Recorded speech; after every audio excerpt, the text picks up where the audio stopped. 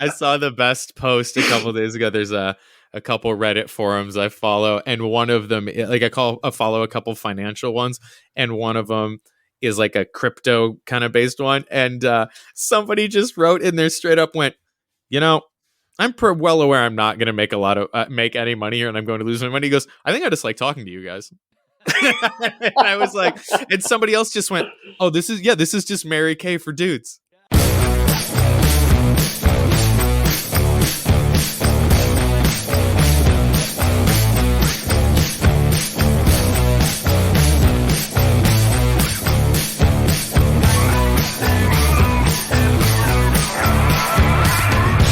Hello and welcome to another episode of Grown Up Christian. I'm Casey. I'm Sam. And I'm April. Yay! Hey, you're back again. This is your third appearance. Yeah, third time's a charm, I guess. I wasn't around for the second one. Oh, I was traveling, so. Well, lucky for you, we have a treat for you today. So in case you haven't heard some of the previous episodes, this is April Gloria, and she is a cosplayer, internet personality, and also my wife. Yeah, basically doing anything I can to not have an office job. Understandable. Yeah, no kidding. Yeah. I can relate to that feeling. I mean, I'm not doing everything I can to not do it. I just... If you need any suggestions, I got suggestions if you want them. Yeah, how bashful are you? Depends on how much money's on the line, really. How comfortable are you with showing holes? Oh, very comfortable. Oh, well, then you'll be fine. Oh, yeah. I don't think men make the same amount. I mean, I don't even have to show my holes, and I make okay money. Yeah, I don't you'll know. Be fine. I might have to pay people to see my holes. Casey's a pretty good photographer, so if that's you half get the the lighting battle. just right on my beehole, we might be in business. You want to do a little boudoir shoot for Jill? I'd be happy to sure. to do it for you. I'll give it a shot. I mean, we could just make a calendar. I think that might be a good start. That is a thing. That's definitely a thing. Yeah. So, right. Sister April has prepared some special passages for us from her favorite book, which is called... This astounding piece of literature is called Dateable. Are They? By Justin Lookadoo and Haley DeMarco. A guy helped write this. Yeah. Perfect. Believe it or not. Wow. So they have a very fun back and forth dynamic. It's really cute. Yeah. And positive. Great. Yeah. Oh my God. I think we read the intro to it in my other intro where they're just like, oh, thanks for all the hard work. Without her, I wouldn't have a clue what women want. And she's like, you still don't have a clue what women want. Oh my God. Yeah, it's really great. It's awful. They're not in a relationship. They're just friends. I don't know. I wonder how many slip-ups I had when they were writing that book. I don't know. Or slip-ins. I'd be curious. The dynamic that they have is very much like if you've ever gone on a double date with a couple who's kind of mad at each other or really is at that point in the relationship where they just hate each other now and they need to break up. And they keep throwing little passive aggressive comments at each other, and it's just nothing but uncomfortable for everybody else. Did you guys ever have a youth pastor do a thing, do a joint message with his wife or something like that? Probably. Man, I don't know. Really remember. We had a lot of we had a lot of separation, I guess, guys and girls separated and stuff. That's where we got the ripped up heart analogy. Yeah. Was when the girls were separated. But I think one of the youth pastors and his wife, he did do things, but I just don't remember. I must have blocked it out or something. That's the stuff. That stuff comes off cringy. Yeah. It's the setups and then. Yeah. He wasn't one of those oh, look at my hot wife that I just want to bang so hard after youth group. He wasn't like that or anything. But it was probably, I don't know. I don't remember anything about it, so I can't really say anything. Well, give a synopsis of this book for people who haven't heard of it. So just most of you. Yeah, it's. I mean, who knows? Has anyone ever heard of this book? They've written a lot of books, by the way. and their covers feature a lot of women's torsos. So it's really odd. They're just like, don't dress too hot. Look at this tube top torso on the cover. But yeah, for this one, it's just it's like dating tips. Like the goal is to be as dateable as you can in order to attract someone of another gender. I'm surprised it's not courtable. Oh, I know, right? For some reason, they're okay with dating, I guess. So. Yeah, that's a big step. I'm a little bit surprised. Yeah. That's pretty progressive. Yeah. Okay, and dating probably looks a lot like courting, but who gave you this book and when did you read it? So my parents gave me this book in 2003, which is the year that it was written. And I don't remember what occasion it was. Hot off the press. Yeah, hot off the press. I was the first to read it.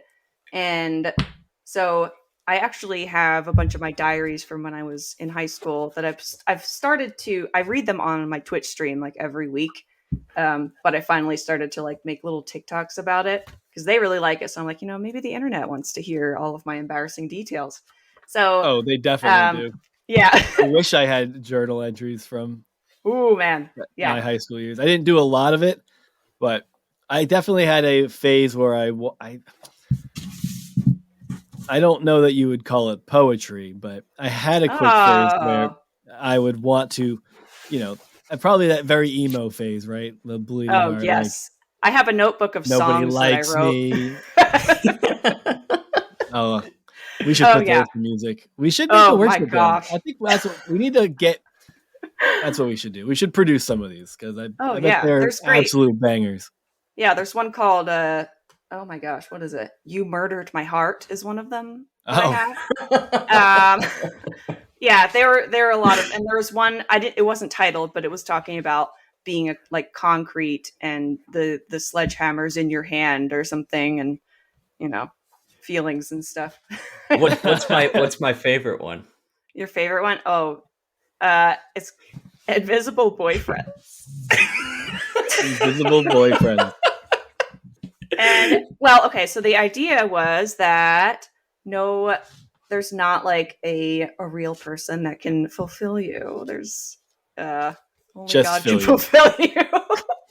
I think that's what it was. It was like, you won't find a perfect person on earth, something like that.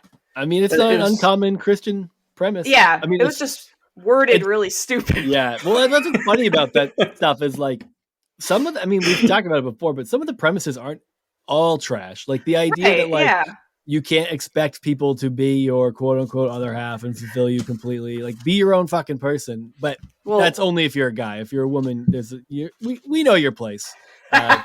Yeah. Well, the funny thing was in the diaries when I wrote about the day that I got this and read it, because I guess I read it all in one day because I read a lot back then. Wow. And thirsty. For information on this topic. I was homeschooled. I had a lot of time on my hands, Yep.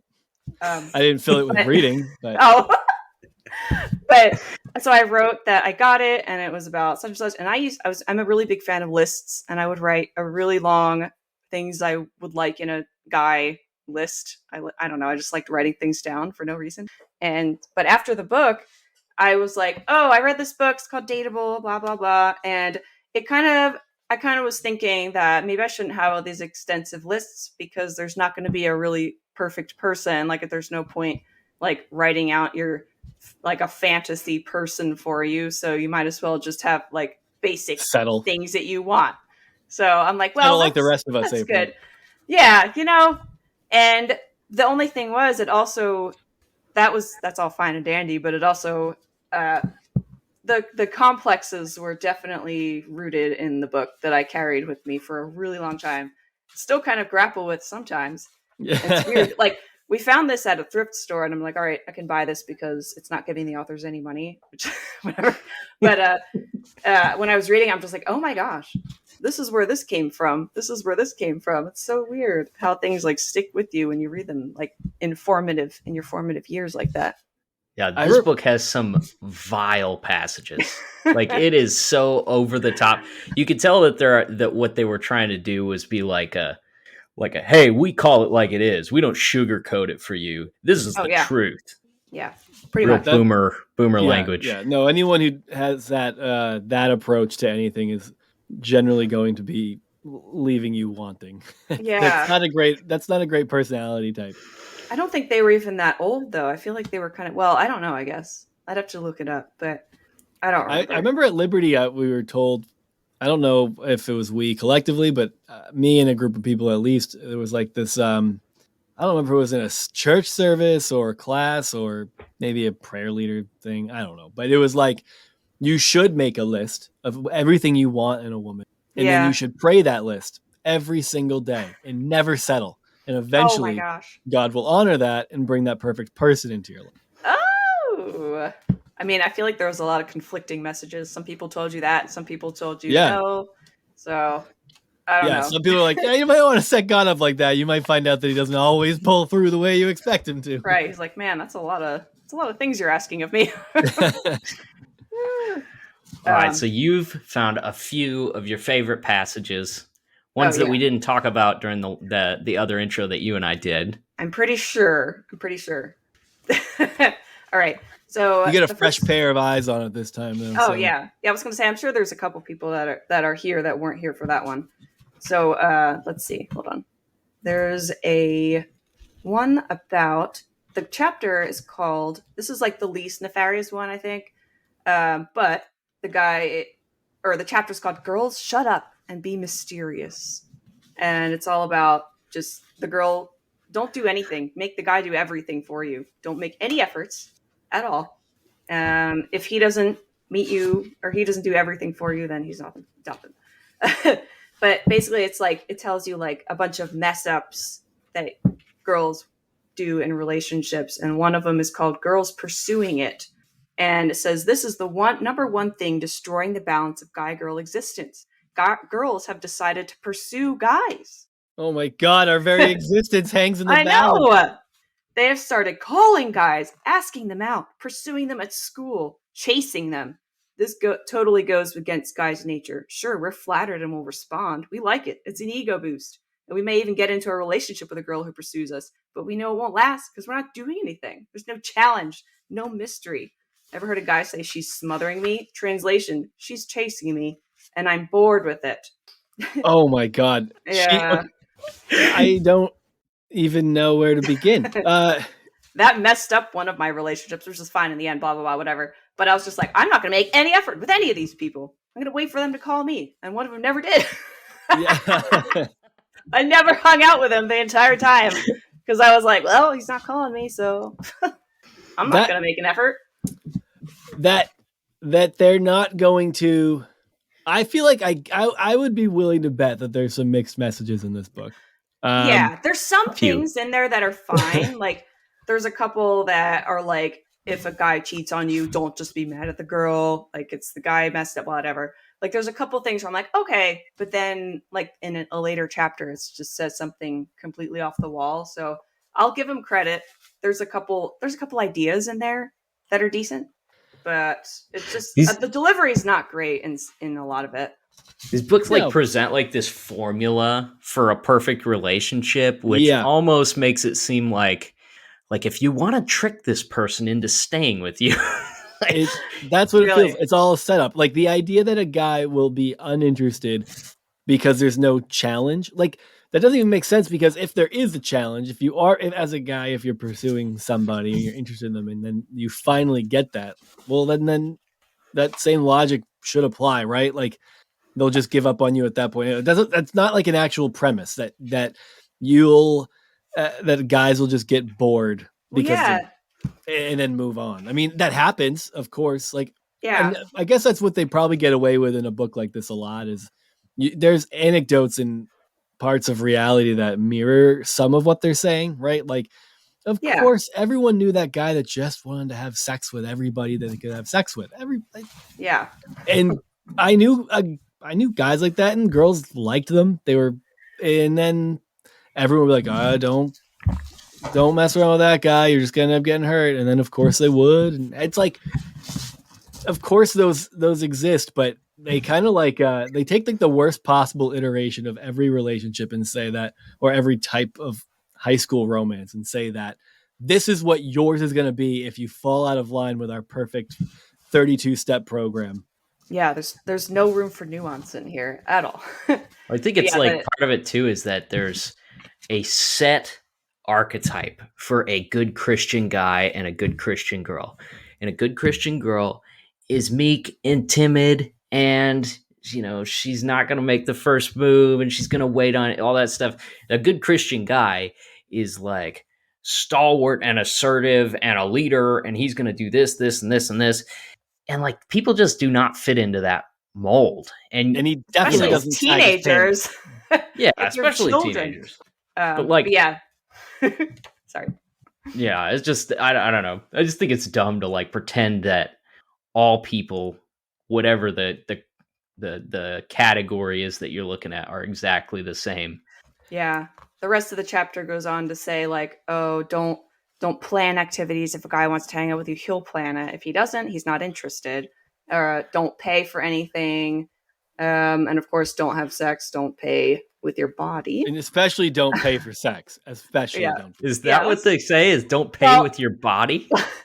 It's not exactly like that, but it says the mess up number 4, girls pay off. I'm talking about any kind of physical payoff. Holding hands, could be a hug, a kiss. Guys are looking for anything that'll feed their egos and satisfy their desire for the physical. And girls often give it freely. Giving your affection to a guy right away doesn't make you more valuable. It doesn't make him like you more. You just give him a prize without making him fight for it. He didn't have to pursue you. He didn't have to make an effort and plan. He didn't invest any money. Now you just give him a prize.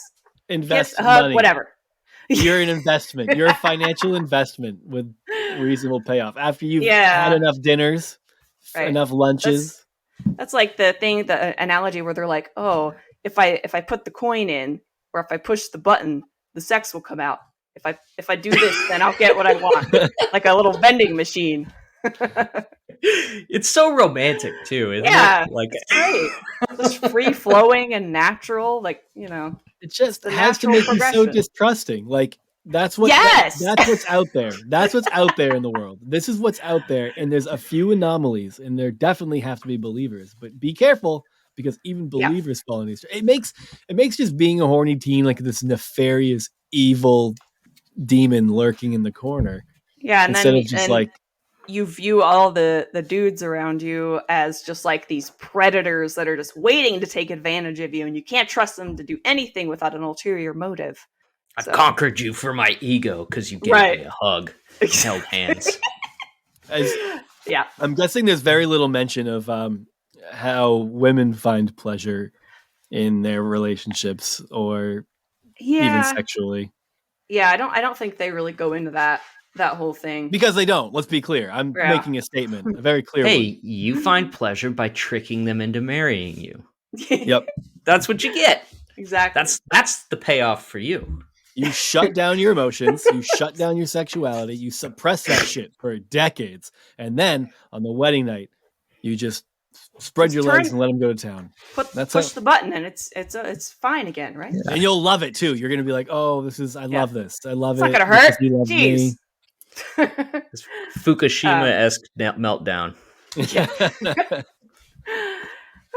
But speaking of sex, my next excerpt is called Physically Fit.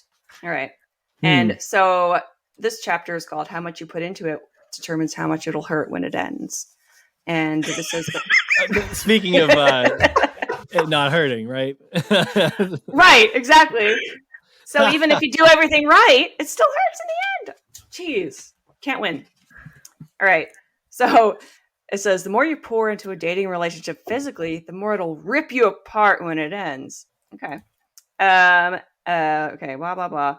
Sex creates a soul connection. It doesn't matter if you want it to or not. God created it that way. So the more you give up sexually in a relationship, the more it rips your soul apart. Creates scars that'll never go away. Plus, you become a number. Okay. A lot of people, especially girls, compromise with the sex stuff because they want to feel special and to feel like the relationship is something special. But what you thought made you special to the other person, sex, makes you just like the next girl. There's nothing different about you. Sex doesn't make him want to come back. It's a chase he wants. He can get sex from any weak and needy girl that's crushing on him. And girls, in about 7 years, he probably won't even remember your name. You know the relationship will end. You will move on, and so will he. So before you give in and compromise sexually in any way, ask yourself this: how will I feel when he's doing this with my friend?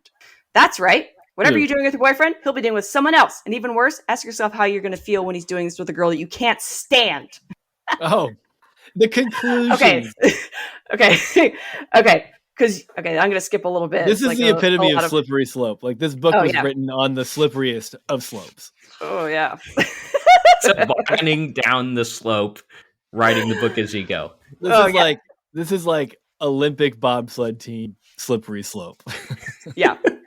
This is the last little paragraph. Know that if you give a lot physically in a relationship, you will feel stupid, used, dirty, and alone. There's nothing you can do to stop those feelings after it's happened. The only way to come out of the relationship feeling proud and strong is to not give in. Don't compromise. Stay physically fit. The end. I mean, it's not the end. What better way to call someone a whore? Oh, man. You could have saved a lot of words. They might have not met their word count for the book. Don't be a slut. Oh, gosh. Oh, man. There's so much there. It's hard to know where to start. Like, you could write a book on that section of this book. That's purity culture in a nutshell. Yeah. Yeah, pretty much. If you have sex before marriage, then you're used, and which goes into the last chapter, actually.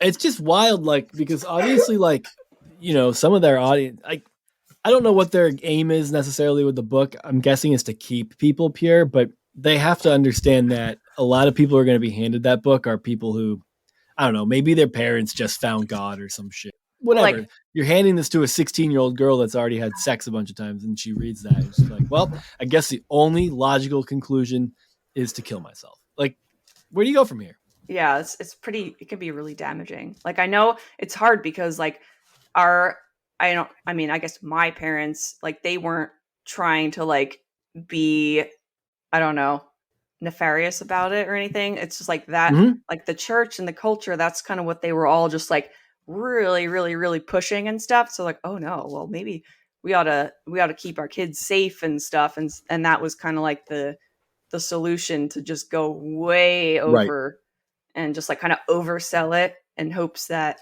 your kid would just be, like, too scared to do anything, I guess, which worked. It worked. I guess. I don't know. I mostly worked.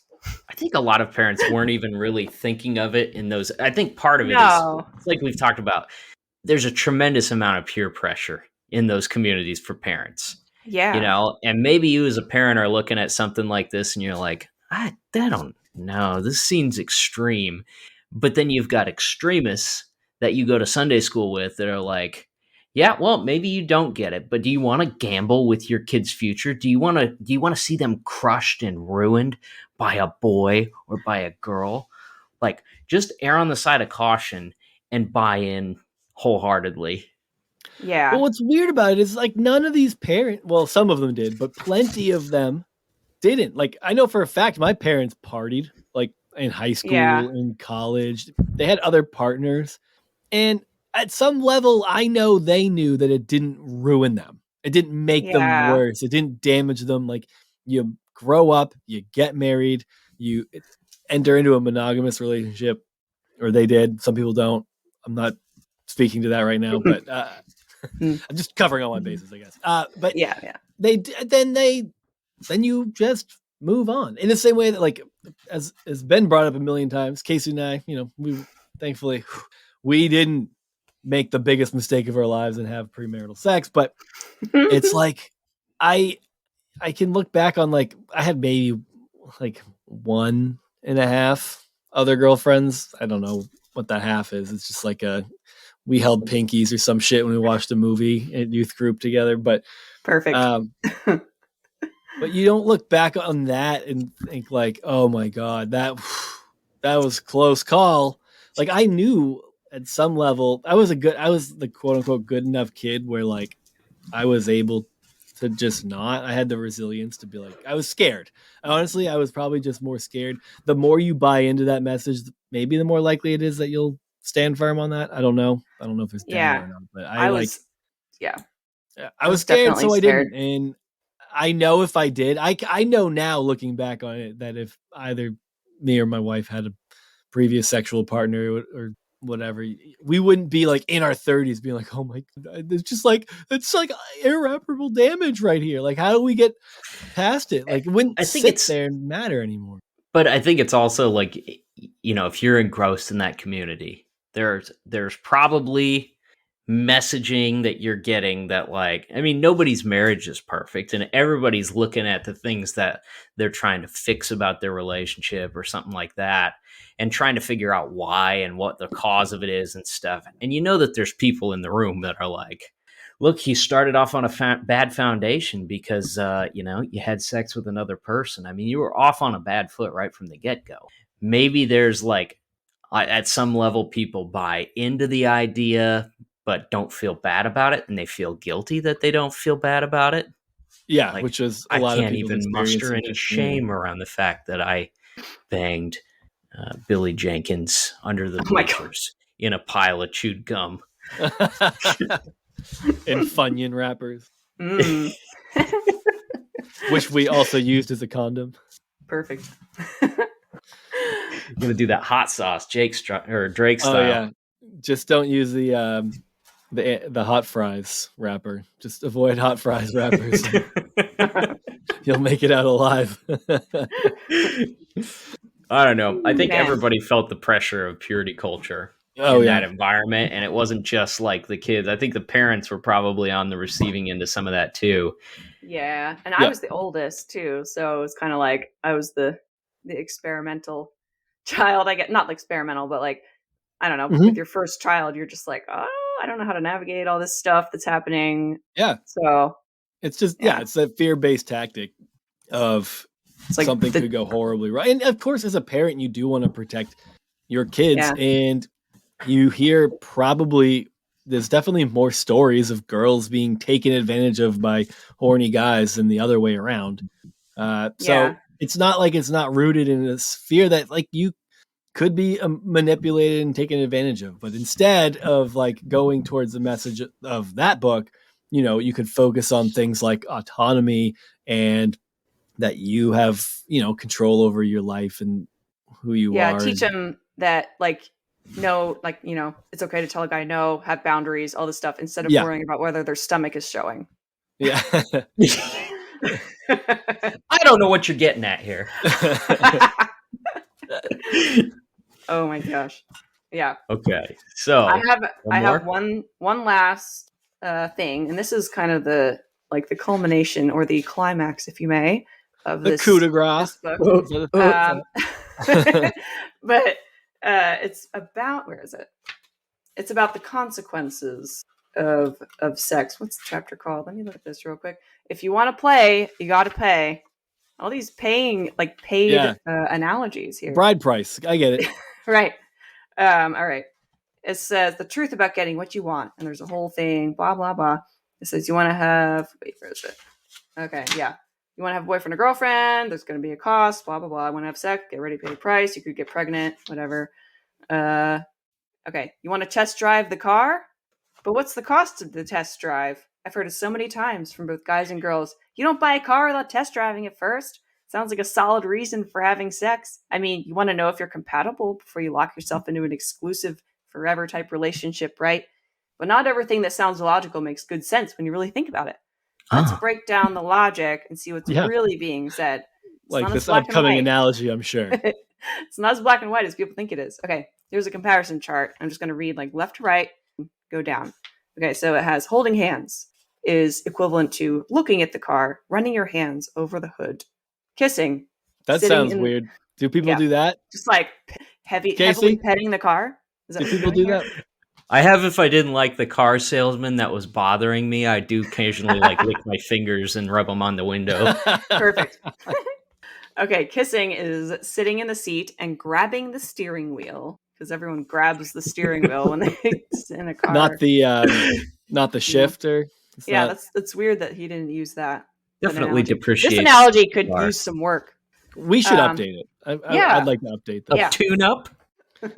Okay. Heavy making out, starting the car, turning all the dials, wiping your feet on the carpet, spilling a drink in the seat. That's a lot of things just That's what people do before they buy a car. They just like really spill drinks in the seat and shit. How does the Scotch Guard work here? Okay, so touching, kissing, fondling, groping, anything except intercourse is scratching the paint, breaking a window, and poking holes in the seat. Before you test drive it. I mean, before you buy it. Before you buy it. That's really before you even turn the key and take off. Get married and poke holes in the seat all you want. Yeah. All right, so sex, and that encompasses, according to this, oral and intercourse and anything else. So do with that what broad category. And anything else. So previously when they were like anything but sex, they were like, gotcha, everything's sex. Yes, that's foot everything. job. Yeah, foot, ear job. Whatever else. I don't know. Any orifice. All right, this is driving the car like crazy, putting on major miles, driving at high speeds, running over curbs, totally ragging out the car. Ragdolling out. He likes that phrase because it's appeared a couple times in the book so far. Gaping the car. All right, question. Would you buy a beat up old used car at a new car price? Think about it. Would you look at a car that's all scratched up with dents and high miles on it, pay the full sticker price, and think, wow, that's a great deal? No way. But that's exactly what happens when you get into sex without being married. When you get into sex, literally. When you keep having sex and pushing for a bigger and bigger sexual high, what you're actually doing is turning yourself into a used car. When then you expect someone to come along and make a full price commitment on a ragged out used car. Every sexual experience when you're not married puts another ding, another scratch, another scar into who you are. You keep running your car into other people and then you wonder why no one treats you special. You can't understand why no one wants to make a major commitment. You are in control of this. You control what kind of condition you are in. If you treat your body like an old clunker, don't be surprised when everyone wants to take you for a spin and then go get a new car. I just want to say that in a southern accent for some reason. Treat your body like an old clunker. Don't be surprised when everyone wants to take you for a spin and then go get a new car. You are valuable. Keep yourself new. Yeah, they really made it seem that way. Unused.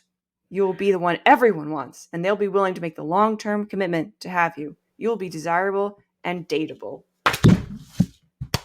Mic drop. I like how they say that you'll be. Wait, I already forgot what it was. Something about desire, but it's like new and unused. They're saying all this stuff, but it's like if all of this, if you make it through all of this and you're just a brand new shiny car, then you have value.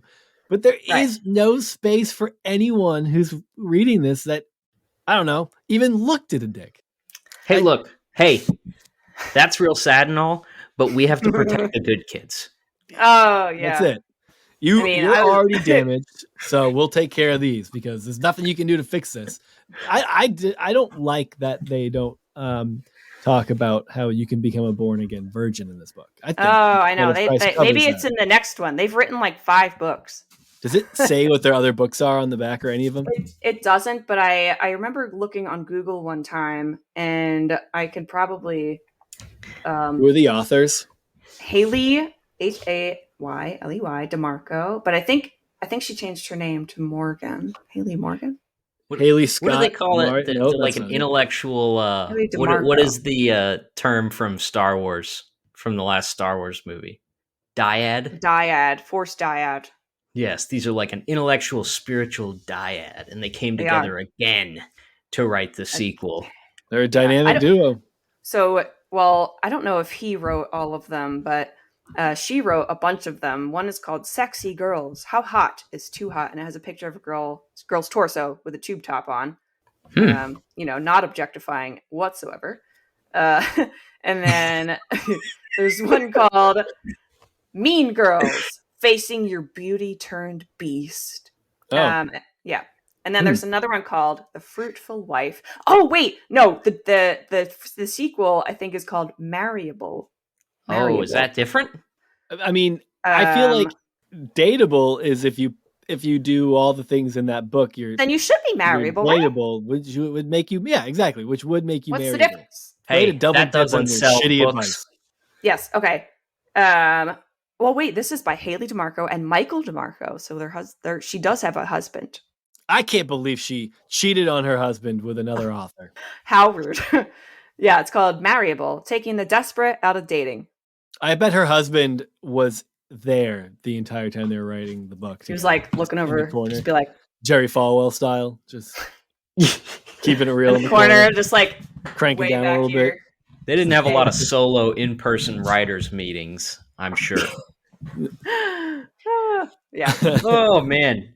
Yeah. So really lays out the archetype for a productive, fruitful, and romantic Christian dating experience and eventual marriage. You will not need therapy at all if you read the book and follow everything, It really makes me regret even being married and having kids and all stuff, that I can't just go back and do things that way. My word.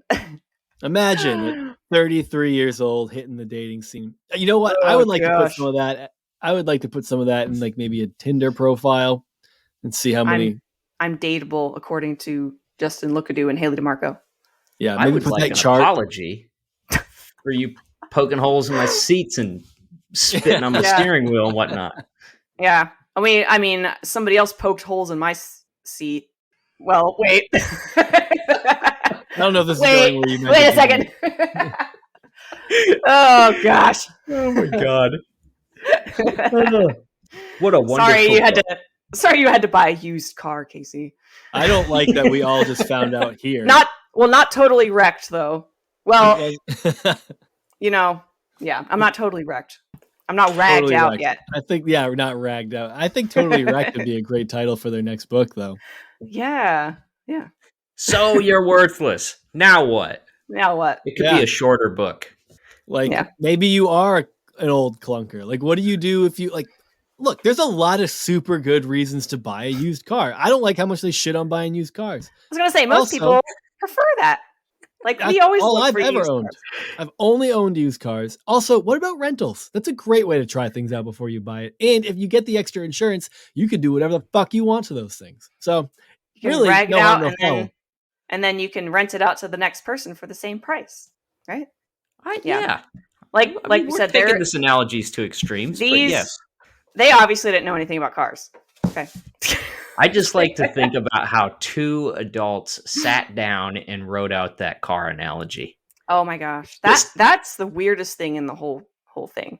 Two grown-up human beings with life experience wrote out that car analogy. And I guarantee, I don't know. They aren't fully new cars, I guarantee that. Like there are people that are, but I don't know. It just seems weird that a lot of the people that really pushed that on were they did not enter into marriage a new car. What happens if you do all of this correctly and you get married to the love of your life and then your husband dies? Like, is it really fair of you to take your old used car jalopy self back out onto the car lot and try to trick somebody into marrying you? I'm gonna park myself in the woods and die. You have to find another widow. You just have to find another widow. And that's how that works. I'll park myself in the woods next to a cabin and I'll live out my days there, letting plants grow on my surfaces. I'm not very good at analogies. Your Christian Mingle dating profile has to say parentheses widower. They don't ask you what your pronouns are on that. They don't have like that she, her, they, them bullshit. It just is like widower, widow, or nothing. Like that's all they want to know. Are you used or unused? Exactly. Clean Carfax. Pre-owned. I'm a pre-owned wife. Certified though. That shit's certified. Yeah. Certified pre-owned. You can get certified by a pastor to be a born-again virgin after your husband passes away. Yeah, or just buy one of her t-shirts. Yeah, that too. Like this one right here. Boom, there it is. All right. Well, we should probably go ahead and introduce our guest, who was great. He was so fun. Incidentally, he's Most Fun Sam on Instagram, so it makes sense that he would be fun. But his name's Sam Kieffer, and he's the he listed as the Imagineer for Team Coco, Office Ladies podcast, Comedy Bang Bang, a bunch of other podcasts. He's been part of Earwolf since they started. Earwolf produces a ton of podcasts. And so he's been in that industry since before anyone knew what Earwolf was. He had some brush ups with evangelicalism.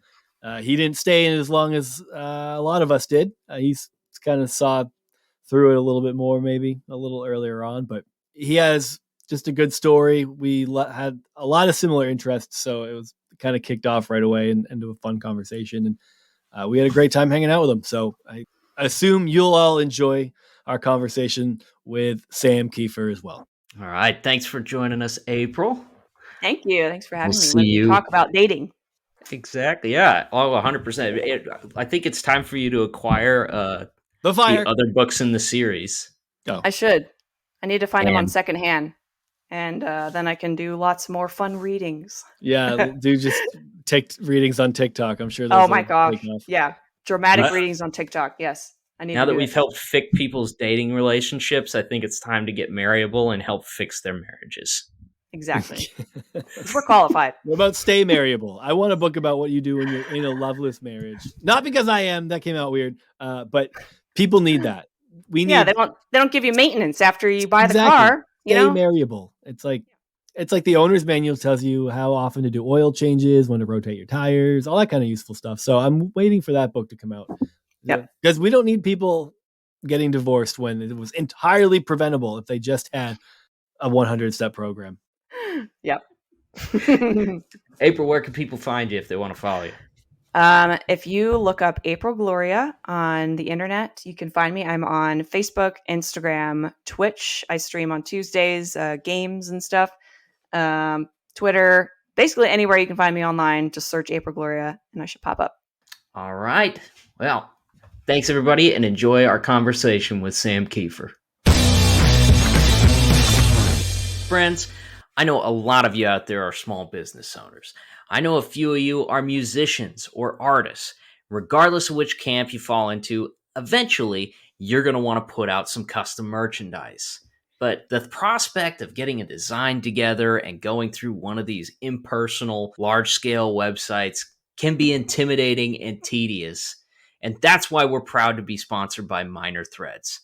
Minor Threads is a North Texas-based custom printing company that is able to help you get your logo, your company's branding information, your design onto almost anything. Maybe you want to order some shirts, some stickers, banners, maybe enamel pins. The merch game's crazy these days. Minor Threads can help you with all sorts of promotional products. They also specialize in custom printing with low minimums. That can be great if you're a small company just looking to put in a small order. And for our environmentally friendly friends out there, they have plenty of eco-friendly options as well. So if you're ready to take that step and get some merchandise, go to minorthreadsco.com and request a quote. Mention this ad and you get up to 15% off custom print orders over $100. 15%. So again, go to minorthreadsco.com and tell them your boys at Grown Up Christian sent you. Hey everyone, we're back with our guest, Sam Kieffer. Sam, thanks so much for hanging out with us tonight, man. Thank you guys for having me. Thank you very much. Yeah, well, I don't know anything about you, and I love not knowing anything about people. Occasionally we'll have people on who you could look them up and get some information on them, but it's so weird. I'm off the grid. Yeah, I'm out there. It feels weird to learn about somebody so you can ask them loaded questions and sure. I don't know. So I like not knowing things about people anyway. But why don't you go ahead and just tell us a little bit about yourself to get it started? Give us the Cliff Notes version of your life. Okay.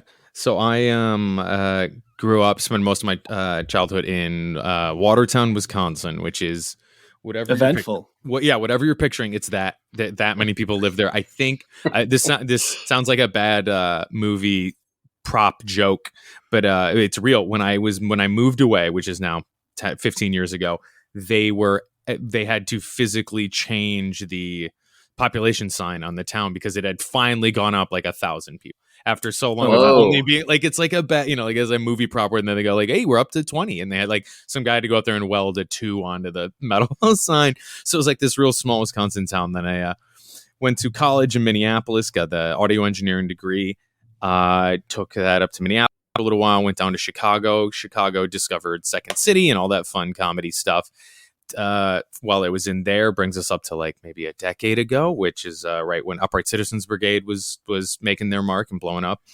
Yeah. And so I moved out here, was like to do improv and sketch comedy stuff out here. In that time, had like most people who got a college degree, got out of college with it, and almost like the moment they gave it to me physically, I went, I don't know if I really want to do this. I don't know if I really like once you've paid all the money. Well, the moment you've taken out a loan for $100,000, you're like, I don't even know if this is something I really like. But that was I lucked out and was lucky enough to this is like 9 years ago now, and I had just moved to LA. Was lucky enough to intern at Upright Citizens Brigade up in the booth up there, because that was the volunteer, the intern that they had the least of, the amount of people that had any sort of tech skills. So normally the internship program is, I don't know, like supposed to be 6 months, and I was up there for like 2.5 years that I was up there, because nobody else handed in an application to replace me. So they were just like, they would have just phased you out if somebody else exactly. applied. I remember distinctly, because you get, for every 20 hours you do, you get 1 credit, or however it works, you can take free classes. But I remember they emailed me and they went, hey, we love having you here. You've taken every class we offer. This is like 3 years in, and they're like you're up to the highest level of improv and sketch, and you're performing here. So you have to stop coming, like to like you have hired an upright citizen. Yeah, exactly. Yeah, you're now one of the 4. You're the 5th. But while I was there, helped do sound at this comedy festival downtown called the Riot Comedy Festival, and that when that ended, one of the shows there, Comedy Bang Bang, had mentioned to some of the people running the festival to let them know if any of their tech people were looking for engineering jobs, because they were expanding their podcast program, which was still at the time when podcasts weren't a thing. It was not. I remember distinctly. So I met up with them and started working at Earwolf when it was still 10 people in an office building. But I remember. Oh, no way. I mean, yeah, I remember telling people, where I worked, and then just to not even going, I don't know what it is, but just to your face going, that's not a thing. Yeah. Dude, that's so cool. It's so cool to like start out with something and still be with it. Like when you start out telling people, yeah, I'm Earwolf. Like, what's that? And now you get to say it, and everyone's like, that's fucking sick. Yeah, it's very, very cool, and I'm very fortunate and very lucky, and I do appreciate it. But I was just telling somebody a couple of days ago, there's this now in a healthy, fun way, this insane level of anger now, because all my friends back home in Wisconsin, who for years I've been telling about, and they go, okay, now that they've heard of it, they'll be like, hey man, do you know about like this, what's a popular one? My Favorite Murder? And I go, God, dude, I fucking made them, just screaming. I go, that's what and they go, oh, cool. They go like, or they'll send me a link and they'll be like, Conan O'Brien, that's you had said the word podcast. And I go, that's mine, man. You can, So but yeah, it does feel good to be something on the, from the ground floor, was something I always wanted to do. And it's been good. So yeah, so then they got bought by a company. They got bought by another company, and this is our 4th being bought. Sirius XM bought us, and now we're we're just one big company living here in Hollywood. But I'm also, in terms of I was thinking a lot since you guys reached out to me about the podcast. My other answer to my life path, strictly in terms of this show, would be I'm 37. I'll be 38 in April. And I am the exact age range where I came up in the height of cringy, weird Christianity, was able to jump onto the secular bandwagon for this weird ride. Like when Blink-182 and pop punk came up, it took all these like Christian pop punk bands with them. Yeah. Very weird. I'm that exact age range of like Christianity was popular for a chunk. It like came into and then burned out again. But there's years of like, I think you guys I just reached out to you guys, you had tweeted something about Tooth and Nail Records, and I lost my mind because I hadn't heard the name Tooth and Nail for years. So like I'm that exact age demographic to have remembered when like there was these like 5 or 6, maybe even longer than that, maybe like 10 years of just like cool ass Christian kid. And they all turned out weird, which we can talk about later in the podcast. But like I'm that age demographic to have remember being like, hell yeah, dudes, I'm going to Warped Tour and Cornerstone this summer. Like those are the tours. There we go. That was a big one. Yeah, exactly. It's weird. It feels like everyone like they all just took different paths. I've seen other people post about this, so this probably it's not really much of an original thought, but watching, because some of the bands that like we listen to they're still doing it 15, 20 years later. Sure. And a lot of them had to like make it through that we're not really Christian anymore, guys phase. And it was like they had that dip. Maybe they came back. Maybe it wasn't the same afterwards. But and there was a lot of them too that I couldn't prove it at the time. We were talking off mic before this about like feeling vindicated by certain things, but I remember at the time saying this, but also being in middle school, so having not really able to prove anything, but just going like, I feel like a lot of these bands got Christian to get that album. There were all these bands who were like I remember seeing Reliant K at a Warped Tour, and then next year they're headlining a Cornerstone thing, and I go, are they? I don't remember this, and they go, yeah, man, or MXPX or any of these guys, or they're like, no, we're warriors of Christ, and then a decade later, I'm like, hey, you guys still burning with the passion of Christ? And they're like, not so much. We do. Most of them do like home brewing beer stuff now, and like so I agree with you. Most of them just kind of like there's an art to delicately letting that go without alienating a fan base, and like kind of never mentioning it. There's one of my all-time favorite like tech metal bands, August Burns Red. Yeah. They are very, very good at never really saying what they are unless it is financially beneficial to them. It seems like it'll be, if they are headlining a festival, it'll be like Christian metal musicians, August Burns Red, are playing this. But if they manage to snag the opening slot for Lamb of God, then they're just like, we're just like a metal band. So you're like, it's like a different cool guy mask you can put on, there was a few that never got to like plenty of the solid, like the heavier offset of Tooth and Nail, all the solid state bands. Many of them never really like, a lot of them weren't too vocal about what they believed or not. You'd hear it in their lyrics. Maybe you'd read into it a little bit more in their lyrics, but definitely with August Burns Red, I remember like I actually just over the summer hadn't listened to them in forever, and decided to put on that first album, Thrill Seeker. Yeah, dude, Thrill Seeker. Love it. It fucking slaps so hard still. As a side note, and this is to both of you and anyone listening, if you have not ever heard August Burns Red's Christmas album, it's great. It is a mandatory staple in my Christmas time household, and I send it to everyone every year, even people who I know will hate it, because no joke, I'm not exaggerating, it's one of the sickest metal albums I've ever heard, and it's just bananas. They go all out with covers. Yeah, exactly. I'll also stand by, and it's not going to hit with the same oomph that August Burns Red does. I'll stand by it every year. The Reliant K Christmas album. Yep, same here. I'll throw it on. Same here. Like the way they did. We're getting tangential now, but the way they did the 12 Days of Christmas is the only time anyone's ever made that song good. Yep. It's the worst fucking Christmas song of all time. Hard agree, man. Hard agree. Man, some of those solid state bands. Oh, sorry. Go ahead. Were you gonna? No, I was gonna you finish your thought, and then I'm gonna shift the conversation. Some of those solid state bands, I do respect the ones who did go all in, being like, we are a Christian metal band, and then they didn't put up a lot of big Fallout albums, but those albums, like I stand by. I forget the names of them, but there's one Zayo album, one Living Sacrifice album, whichever has that song Reject on it. Oh, yeah. That's the hammering process, dude. Those two albums are back to front flawless albums. And do you remember Demon Hunter?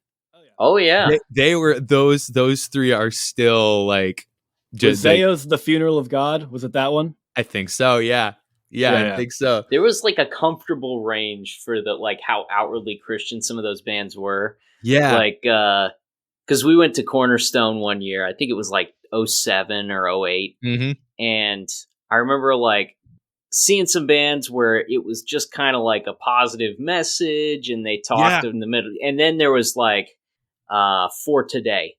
And they got up there For Today and Sleeping Giant. Dude, Sleeping Giant, I regret when I said there's some of the same for not mentioning either of those two. Dude, For Today, the one that had the album that has like, it's like a clock tower on the front. Do you remember thinking of is incredible. Yeah, and Sleeping Giant remains. They still rip, absolutely. Yeah, that song "Blame It on the Holy Rollers" went hard. Yep, same. They got really preachy, and even though I was like fully engrossed at the time, I was like, I support what they're doing. It seems like a little bit much. Well, and I remember getting not arguments, but I would say, do you know that feeling where you start a conversation and you're talking to a group of your friends, you're talking to some people, and about 10 seconds in you realize nobody has my back. I'm alone. Like, but you said it with the confidence of like, yeah, everyone's gonna go, yeah, Sam, but then no. And I remember talking to going to Cornerstone with some like very, very Christian friends and trying to explain to them. And I was like, it's not that I don't like that they preach in between songs. I don't like when anybody talks in between songs. I don't want Billy Joel. Don't tell me what Uptown Girls is about. I'll look it up later, dude. Play the songs. I don't like a lot of banter in between, and being halfway through this thing and being like, oh shit, this is really important to you, and I'm making like I got nothing here, like, and then being like, no, this is the best part, and me being like, yeah, well, it's good, and like trying to backpedal, like, I guess it's not too bad, I am with you on that. Like, yeah, there's a few bands. I feel like the bands that I love the most live never do that. Like, they keep it rolling. Like, it's almost like they view the entire set as a performance instead of just like, this is a group of songs and, I'm going to shout out the hamburgers at the bar we're playing between songs or whatever. Yep. You know? What's that? It reminds me of what's that viral clip we've all seen with that one heavy band who's like, let's open up this Denny's. Yeah. Like, quick shout out to where you are. But yeah, I enjoy. I've been at shows where it's just a quick heartfelt thing. People will be like, especially a band that's been doing it 20 years will be like, we just wanted to thank you guys. And in my mind, I'm already like, tighten it up, wrap it up. Like the timer starts going ahead of like, we got about 10 more seconds to be like, yeah, it's our pleasure too. Hey, let's go, man. We're here to watch you. Yeah. Norma Jean and the Chariot back in the day were so good at that. They had the clips, the video clips that they would play in between. Like, I remember seeing them when they were first touring on Redeemer. Yes. And oh my God, it was so today, good. Man.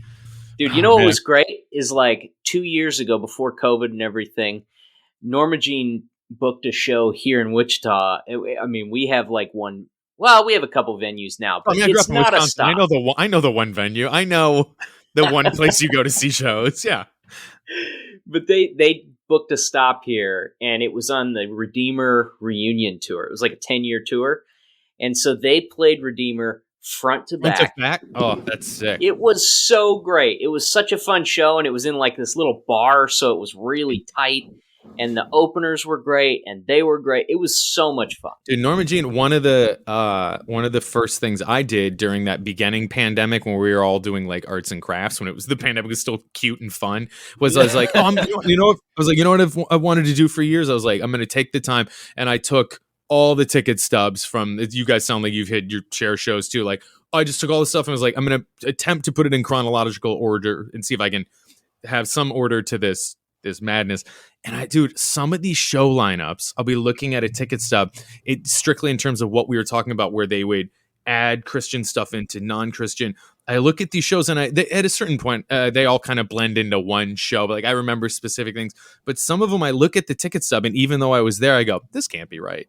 But like, I have some that it's like Norma Jean, Zayo, Bury Your Dead, Throwdown, and like E-Town Concrete, and I'm just like, who booked this? And like, or it'll be like, like again, just like a super Christian, take time out to preach to the audience, and then followed by Madball, who's gonna come out and be like, everybody gets hurt, and then start like and it just blows my mind. And I look back and I'm like, it really didn't seem weird at the time, but like the amount of times that like I saw, Living Sacrifice followed by Hatebreed, and you're just like, okay, this was a show. This, I'm sure, and when I think back on it, I'm like, man, there must have been some young, like, their audience, some kids got hurt I know some good Christian loving kids in the audience got some much older kids, moshing, like coming off the back walls, windmilling, like. Oh, and that youth group Christian kid going to see my first heavy show, mosh. They're like, I'm gonna do this too. This is great. And like you see it get launched across the stage. Just taking a spin kick to the neck, just being like, ooh, this is gonna be all you guys in a van ride home with some broken bones, But I look back on them with empathy. Yeah, it was such a departure. Like the Christian metal scene was such a departure from what the rest of Christian music was doing. Yes, I was a big Christian rock fan, like growing. I mean, that was my outlet. Like that was the one thing that we did that kind of felt normal. And so I loved like Pillar and POD and Cutlass and all of these other like Christian rock bands. But, to see Pillar play, you would have to go to like Winter Jam, and it would be like a praise band, a terrible rapper that was like not, a rap. It's going to be a white rapper that is very vanilla. Mm-hmm. There's going to be like a weird punk, and he is rapping slow. He is rapping, and it is not technical. It's not coming hot. These are polite, easy rhymes to digest. They're custom built for the approval of the dad with the tucked in T-shirt and the white New Balance on in the back. My even before I was into metal, nothing thrills me more than fully acknowledging the very cringy and embarrassing things that meant so much to you when you were young.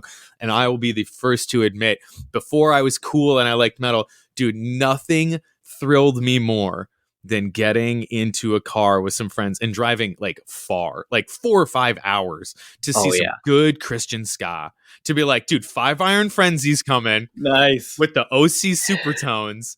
And this is like, I would look to that for weeks at a time to be like, this is going to be the sickest show. And by the way, it was. I am sure I had the best time. And then later, like, and again, talking about them blending, I'm sure there was so many times it was like Less Than Jake and Real Big Fish, and then the Supertones, and like, and then you're like, and then one kind of crazy, and then like, oh, they really slipped DC Talk right in there. Interesting.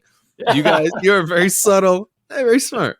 I feel like I can think of only ever like 5 ska bands. Like I didn't really. There are, and there's still only 5 now. Every once in a while I get because I've had the same email for so long, so I asked to be put on this list at some point in my life. I'll get emails that they go, "Hey, you wanted to know when this band was coming to town," and I go, "I must have at some point." So, but I'll get emails and it'll go, "Hey, man, just letting you know, Less Than Jake will be in your area," and I go, "I'm good," but with no sarcasm or snark, love that you're still doing. Good for you, dude. I hope you're making bank, and like I hope what I mean, like how like good for you you've been doing this 25 years. Actually, I think I use them as an example. I just got Spotify will go, "Hey, you listen to this once. Here's the thing." They were letting me know, they're like, "Hey, Less Than Jake's coming up on a 30-year anniversary. If you want to go to this festival go to Gainesville, Florida," and I was like, "I do not, but I fucking love that you guys and they're still making like cool toy merch and stuff." And I was like, good, keep it going. Hey, just so you know, Slick Shoes is playing the Primrose Baptist Church Spaghetti Social this Friday. If you want to go, Slick Shoes. Here's that is an extra funny joke because just a couple of days ago on Spotify, I had it on everything shuffle and it offered up Joe's Sick, that song, and I was like, God, it still fucking slaps. It slaps, and it's only slaps because it's like 40 seconds long. Like just the amount when you go, I don't know if I'm gonna do this anymore. It's out, which is a very smart marketing move. Okay, we got to see if you agree with my theory on origin music roots and where it leads to. I view there being 2 potential routes to getting involved in like Christian metal and hardcore. Okay. I think you either not even Christian metal and hardcore as a whole. You either come from like a punk/pop punk backdrop, and in that case you lean hardcore and not as big on the metal bands, or you come from like cringy, awful butt rock like me. And those are your 2. And you do love like Kill Switch Engage and In Flames and Parkway Drive. I got it. Okay, here's the thing. I hear your theory, but I do think you're thinking too black and white. And maybe I guess the answer would be I disagree, because I think if you're cringy enough, and I'm laughing with you, not at you, because I come from a very cringy background. If you're truly cringy, if you really believe in yourself, you can do both. Like I listen to just the same bad butt rock, but also was at the same time like there's part of me somewhere out there being like, dude, this Walls of Jericho is sick. But some of me, also out there being like, the same thing with being like, dude, but goddamn, this Squad 5-0 is also sick. And like,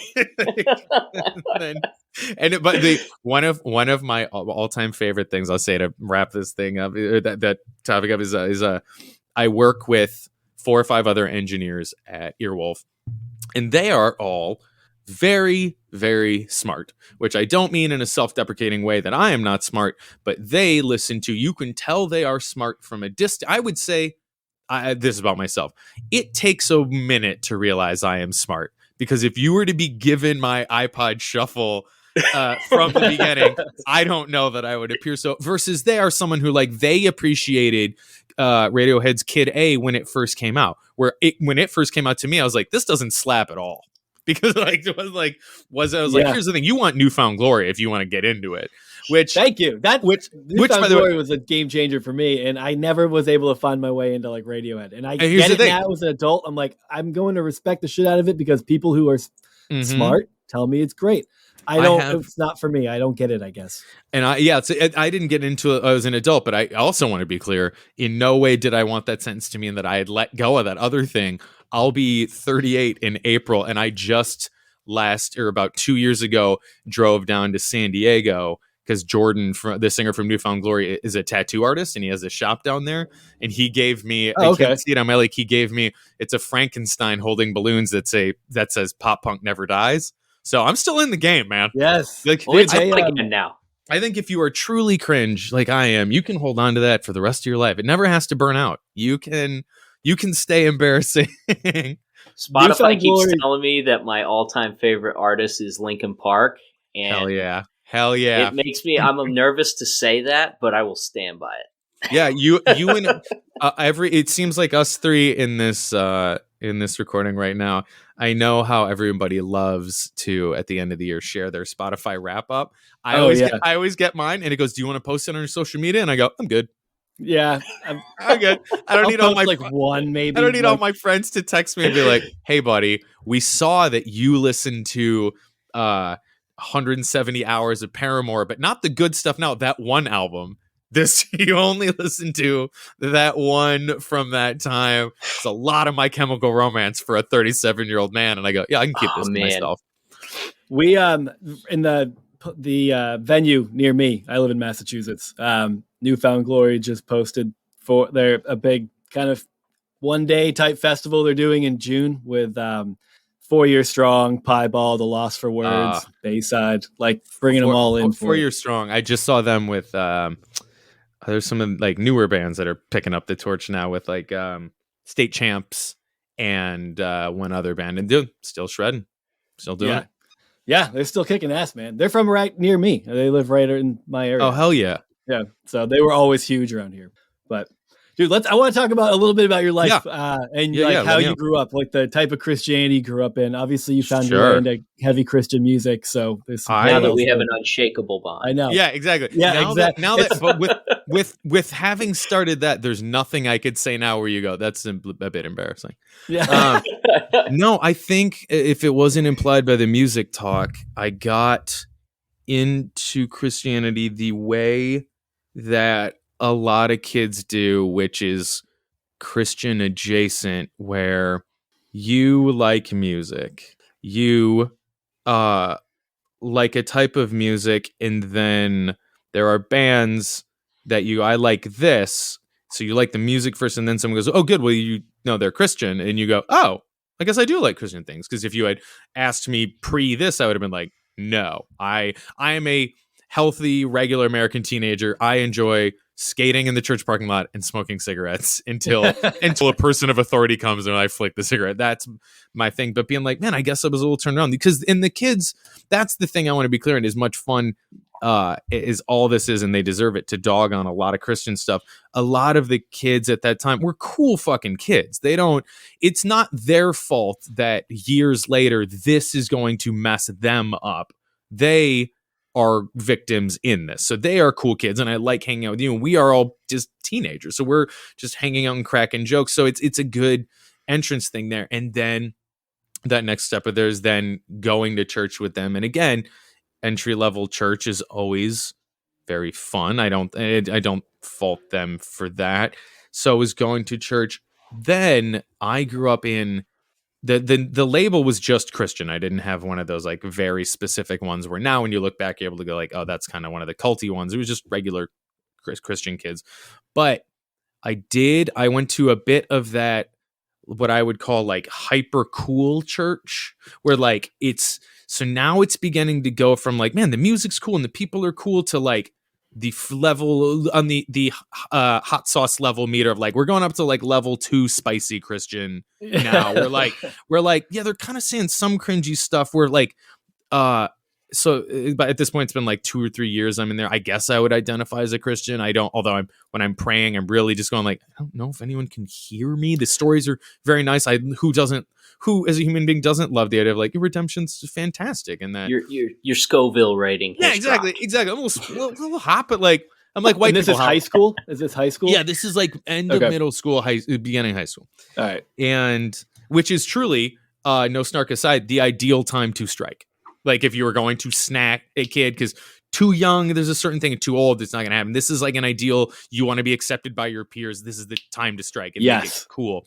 So the type of kids I was hanging out with, the first thing I remember that being like, was a lot of them were, I'm making air quotes, people listening won't be able to see, were getting messages from God. Like a lot of the people in the church were being like, hey man, God told me he sees good things for you and blah, blah. And me just being like, whoa, that's crazy that, because I read about it in the Bible that like he's speaking out to certain people. It's crazy that he reached out to like Dave, because Dave's fucking dumb. Like it's crazy to me that like, really, you got a message. And then God works in mysterious ways through people you'd least expect. So yeah, and then it's crazy that, no shit, then Kevin got one too. He's like, yeah, God just wants me to tell you guys. But they're good messages, so I'm getting a little like, but I'm allowing it because it's not like weird stuff. He's not like, hey, God, you guys plagiarize these? Yeah. But pretty good, like, and we know you're not that good. Yeah, exactly. Dude, you smoke pot all day and are failing math with me. I'm also failing. And you are just like, God has a plan for you. And I'm like, I don't know that. I don't like that he told you that. I wish he would have told me. I remember jokes aside, I remember having that thought a lot, being like, man, would you just tell me if you have plans? Yeah, right. I'm here, dude. I'm listening. Did God tell you he wants you to be a 35-year-old Kratom salesman? Yeah, exactly. So then that's escalating to like, now it's getting weird. And by the way, I'm leaving out part of I realize in the timeline of it, now we're doing like the camps, the like sleepover-y ones, and they're not the weird ones that you read about in the time where it's like the Christian conversion camps and stuff. I'm sure that stuff happening, but it's not to me. We're just doing most of these stuff. And I'm noticing already that like the adults are weird, and in a weird, simple horror movie Pleasantville way, where I'm like, you're all just so Ned Flanders-y weird in a way that has been parodied so well over time. But all the kids, I'm really beginning to get the feeling a lot where I'm like, man, a lot of you guys, do we all just want somewhere to hang out? Because you're all just teenagers. Like all these camps are of like you guys sneaking away to finger each other like any 14-year-olds would at any camp. This doesn't seem very Christian-y to me. A lot of you are smoking pot in the woods, but these can't like. Oh, I remember having the thought of like, you got the rough bunch. I feel like there's only a couple in my youth group that were like, we knew. No, yeah, we're all just in the middle of Wisconsin kids, just like, I'm gonna get drink. So then that escalates to that when it starts to get weird. So I've been in there for like 2 or 3 years now. Now I'm in the inner group of people, and it is the weird couple things I remember putting pins in or putting flags in that are going to become, sure enough, have I remember going, this is going to be weird later. It's not enough for me to go, or I remember having the thought being like, I'm 15, and as a 15-year-old human being, don't have the words yet to describe what I'm seeing. Not this. This is going to be an issue later. I don't want to do, these things are weird, and even though I can't figure out why this feels weird, and some of those included at this time, now people are talking in tongues, which I don't know if you guys have ever been around in person. Did either of you? Not until college for me. It wasn't until college, only on a couple of occasions. And so the idea when it was taught to us, with the idea of it was like God is speaking to you so directly, or you are connected to the Holy Spirit in such a deep way that it is just flowing through. The idea of it makes sense to me. I get it. Dude, so you were part of this for a couple of years before they dropped that bomb on you? Yeah. It really moved quick. For as much as, like I said, as much as I like dogging them, I do not think this part was on purpose or planned. It was just a natural flowing progression of like, this music happened to be extremely popular. Like Blink-182 blew up at the same time. Blink-182 blew up in a way with such popularity that millions of teenage kids accidentally learned about Christianity somehow. The most vulgar pop punk group who only talked about shitting and pissing went on such big tours that they brought up Christian punk rock bands who then made new Christian fans who accidentally introduced them into the church in this weird backwards way. The Warped Tour could not have planned by bringing this on. So, but then it gets to this, and now this is the point where I'm like, this feels weird and like kind of controlling. And the other thing, much like getting God's messages, I'm noticing that like everybody in my church is speaking in tongues except me. Everybody is doing. I'm talking 150 people at a time are all feeling God's. He's speaking to them so directly that they can't even use their human words, and it is flowing out of them in this way. And I just remember looking around in that like snake oil salesman, just being like, this isn't right. This can't be statistically right. It reminded me a bit of those guys who are like mediums. Like for years, my mom was a big fan. Remember that show Crossing Over with John Edwards? And he would just come out there and he would go, I'm getting a message here. And does anybody here, their dad began with an A, or their dad maybe a B or a C? I'm hearing maybe a D or an E or an F. Yeah. And then somebody in the back's like, my grandpa's name is Frank. And he goes, that's who it is. Frank. Yeah, that's Frank. Exactly, I got you, Frank. Frank. I have him on the line, and Frank. Frank wanted you to know that when you guys, played baseball or basketball or with trains or flew kite, and they go, we had trains. And he goes, that's the one. He's trying to tell me. And so you're just throwing it. It just hit me in that like as a shitty teenage liar myself, I know what you guys are doing. Like, I know how to put together a poorly planned lie. So you felt like out of place in the sense that like what they were doing was odd and it didn't fit. So you didn't feel like I'm a charlatan for not getting into this. No, don't get me wrong. I'm juggling both things. So that's why I keep going. Is I'm also keep in mind the 15. It's like you're 17, like any natural the chemicals and hormones that your body floods into, the self-doubt and the curiosity and the want to be loved. I'm like, man, I must not just be trying hard enough. I'm doing something wrong. Or maybe it's my negative attitude and thinking that this is weird that's making God, like you can, it's the exact teenage years. I didn't have enough in me now, a life experience in me, like at 37 when somebody goes, hey, this is a new thing. And I go, no. Nice try. Like, did you have the fear of hell motivating that too? Was that like stress a lot for you? Yeah, okay. Yeah. Because that's always like, feel like I'm not sure I believe in this, but not believing this is what sends you to hell. Like that kind of like roadblocks. And they're doing the manipulative. I also don't want my family to go to hell. I certainly don't want my mom and dad. With the church's had no problem being like, well, you don't want that, do you? And I go, fuck, I guess I don't want my mom to burn in a lake of fire, which now in hindsight is just absolutely just emotional manipulation stuff. So that were your parents going?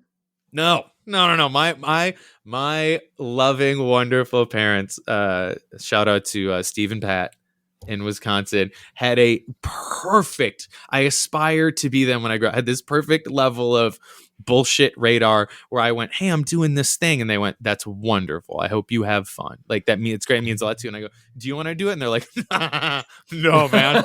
Because they've lived their own, like, no. And I go, I just want you to be saved. And they go, that's very wonderful that you do. Like, just wow. in between. And they go, and I remember distinctly my dad using this phrase, like his comedic timing in this moment was incredible. I go, just so you know, the church said they would love to have you. And my dad goes, I bet. And just walked out of the room. I bet they would. It's never gonna, Steve. It's just crushing it. So the tongues thing grows into like the next stage is and this is the part that later is the reason. At the beginning I joked up, I was like, all these kids turn out weird, is the idea that you are bad. And I do get the idea that the Bible would teach something. And I do actually think this could be helpful to learn if you were growing up, to be like, if they came up and they were like, you as a human being are born, Jesus has made you, you are flawed, but dude, it is way not your fault. And luckily, this guy is so awesome that he died to help you out. But they don't. What they do, which is the part that allows me to be angry at them, is go, here, there's this thing that this guy and he made you, and you are flawed as a human being, and it's your fault because you are a bad person, and the thoughts you have are bad, and the sexual things you want to do with other people are very bad, and it is because you are a bad person. But don't worry, this guy will save you. The difference between those two stories is what turns a kid from someone who can like go to church as an adult, or to those kids who either like the three people in this podcast are going like, dude, this is all fucked up, or those kids who are going to be weird forever. Today, my girlfriend's sitting just off to the side here, got to introduce the best part of any relationship, which is when you get to show your partner the wonder that is 90 Day Fiancé. I got to show her this. I've yet to watch that. It's incredible. It's the best reality show ever. But as the show would imply, these two weirdos meet and they have 90 days to get married, or they lose their visa. So it has to happen. But I was telling, how is that show not illegal? It's like, I know it's insane. So, but there's like they're actually getting a work visa and they're employees for sure. of 90 Day Fiancé. That has to be it, right? You can't just get married and get a visa. No. They're not. There's different types of people on there. It's so wild. So I was showing her we were bonding over the absurdity of this reality show, and I get to show her this thing that is crazy. You know what? By the way, as a quick side tangent, that's my current day ska. This is my embarrassing thing that I go, I love this art form. Like if somebody was like, did you see Euphoria? And I'd be like, here's the thing. Have you seen 90 Day Fiancé? They should both win Emmys. But I'm showing her this show, and I'm trying to explain to her, because it's crazy to her first viewing eyes, I'm trying to explain to her all the different archetypes of the show. I'm like, there's guy with money and young prostitute who he is unaware as a prostitute, but we as a viewer go, that's a prostitute. There is two people who are both insanely flawed, and I hope they end up together because you're both insane. But then the one, and I enjoy making fun of, but the one, and I mean this with no sarcasm, the one that truly breaks my heart, that brings me back to what I was talking about, there's one or two people on each season who are trying to find love, and it's the same story because they grew up in a deeply religious household where they were taught that every natural thing they were feeling was bad, and now they are, for lack of a better empathetic word, all fucked up. Deeply fucked up, and don't understand how to love. Their body is bad. Their body is a sin. Their sex is, even if they've gotten out of the church. There's this guy in this current season he's 55, and he was a pastor, and then he got out of it, and he actually meets this woman overseas, like as the premise of the show, but she is just a regular healthy adult who's like, I find you very attractive, we should have sex, and it destroys his head. Destroys his mind. So that's bringing it back. That's I see these people, and I was talking to my girlfriend about doing this podcast, and I go, that's what I was talking about. That's how these kids, I have friends that grew up in Wisconsin, and if you give them that narrative, they're all weirdly confused. Some of them are very clearly gay and have never had a chance to express it and are weird and don't, because of that separate narrative. If you're told you are bad and what you're doing is bad, and not it's all flawed, but don't worry, Jesus got you. So you're of course you're getting erections, and not that happened to you because you're a bad kid. Right. I finally, that long answer. So I finally get to that point, and it's just no longer fun. And I was like, hey dudes, I'm going to step away from this church. Like, I'm not like stepping away. Like, I'm not youth pastor or anything. I'm just going, and I'm like, I don't really want to do this. But they're all, like texting me all Sunday, like 50 people being like, we need you, like you're part of this thing. And me being like, guys, it's just too much. And I didn't even word it as jokingly as I am now. I wasn't like, it's fucking weird. I was like, it's too much.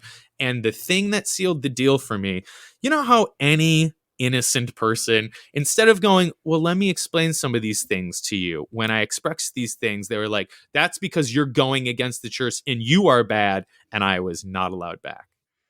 Whoa. Like any innocent person of a thing. And that's the other thing too. Like, that's how you also know, like, a lot of this is deeply unhealthy. If you ever raise a question about something and they go, that's an interesting question, you can't come back here, it's probably not a good. Well, it's like as big of a theme as evangelism is in those communities. Like, ours was always like, we want you to witness, but we want you to be safe above all. Okay, so you can witness to kids, you can tell them about Jesus, but like, if they're not a part of the group, like, you really can't get close to them. It's dangerous. Yeah. You could be pulled out. And like, at some point, your questions and stuff stop being like, this is a bump in the road. He's actually a true believer and he just needs reassurance and needs to find God in these things. And they go to being like, this is a danger to the group. Now you're a potential stumbling block for the rest of everybody. Yeah, you're a troublemaker. So you're just a trouble. Yeah. I'm blown away that they like unanimously were just like, oh yeah, I guess we'll just give up on them already. Like, yeah, and I as people have talked, time you spent there, and like, especially like with you as a kid who, your parents weren't into it. Like, I feel like those are the ones that often are gravitated towards. Like, at least I shouldn't say that necessarily as like factual, but in my experience, like, the kids who got the most attention in youth group and were like the ones who were sought after, like the youth pastors, like, hey, you know what? I was just thinking we should get coffee weekly. And like, sure, they set it up, and it's the kids they know are the ones who are most likely to leave. Now, for me, as someone who is super heavily invested in was like wanted that approval, like, that was actually really troublesome to me. Like, I got really bothered by that because I'm like, I literally I volunteer for everything. I'm here every time the fucking doors are open. And the only people that like the people that I'm trying to impress want to spend time with are the fuck ups. Like, this is making me so mad. Yeah. It's got this similar vibes. You were talking about the validation that you get, or like seeking out where you're like, you should get coffee or whatever. It's got similar vibes to any pyramid scheme. Like, one of my like all insane people who like who enjoy a good murder documentary and that type of stuff also enjoy any good documentary about any sort of like con man pyramid and that type of stuff. And I just recently a girlfriend and I watched the Lululemon one about the empire of that clothing, so that like basically they sold leggings and got all these, specifically went after I apologize. Women, whatever the term would be, at home, stay-at-home moms is a term I couldn't think of. They knew who husbands would be at work with kids who were bored and knew that they kind of were having these feelings of like, I don't think my life turned out the way I thought it was going to be. And then they would have you reach out, one woman to another who's already selling the leggings, going, we should get coffee sometime. And now you're like, oh, I've made a friend is what I've made. And then you're like, I'm feeling good. And then you buy some of the leggings and you sell them and they congratulate you. And you're like, this feels good. And then lo and behold, at the end of the episode realizes you're out millions of dollars and it's a pyramid scheme. I didn't appreciate that about the church too. It was never just like, dude, we're having a blast. Come on down if you wanted to check it out. It was a very go get people and bring them in to us. Go get them as a 13-year-old have to go get another 13-year-old. What the fuck do I know about anything that like my life's in shambles, but they like me. Same thing. They like me. Like they knew how to build me up. So like, yeah, I'll be a warrior for you guys and go find some. I know just every troubled kid knows another troubled kid. Where I'm like, yeah, I'll grab Dave. Dave's a goofball. Like he'll come down. Yeah. And now before you know it, like, you know, the exact crowd. Cause I've talked about or thought about this before. I think it's like a low self-esteem troubled kid thing. I think any very healthy kid with a high center of self-esteem who wasn't familiar with religion, they were brought into that type of church right away, would be like, this is weird as hell. Take it easy. Like, yeah. Thank you for having me out. Thank you for having the coffee was great. No, I'm good, man. It's the allure of friendship, but yeah, the friendship always has, it's always got strings attached to it. And like, we'll be your friend. I mean, it's not conscious. It's not something that people are consciously doing because they want to trap people. But it's always like this. Yeah, like this is a great place to meet people. It's a social group, and you get to, meet other families and other parents and all of that kind of stuff. But there's never seems to be any real meaningful friendship at the end of it. It's always just build the group, build the group. Much like any other pyramid scheme, our major activities include going to get more family. Like it is this one, thing.